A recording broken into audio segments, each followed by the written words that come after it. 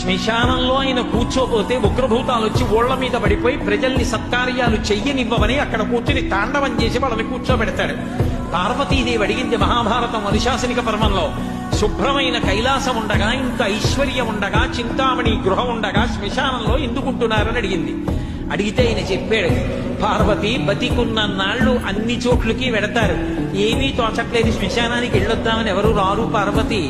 నేనంతవాణ్ణంటాడు, పొడుగ్గా ఉన్నానంటాడు, తెల్లగా ఉన్నానంటాడు, పండితుణ్ణంటాడు, పద్యాలు నాకు నోటికొచ్చంటాడు, ఉపన్యాసం చెప్పగలనంటాడు, నాకు పాటలొచ్చంటాడు, నేను నాట్యం చేస్తానంటాడు, నేను అధికారినంటాడు, నా దగ్గర డబ్బుందంటాడు, నేను పాట పాడగలనంటాడు. ఇన్ని ఉన్నాయనుకున్న వాడిలోంచి ఊపిరి బయటికి వెళ్ళిపోయిన తరువాత వాడిని తీసుకెళ్లి 4 కొత్త కర్రల మీద పడుకోబెట్టి చాప చుట్టి తాడు కట్టి పైన నూలుబట్ట కప్పి తీసుకొచ్చి అన్నీ తీసేసి కర్రల మీద పడుకోబెట్టి కాల్చేస్తుంటే జీవుడు లేచి నిలబడి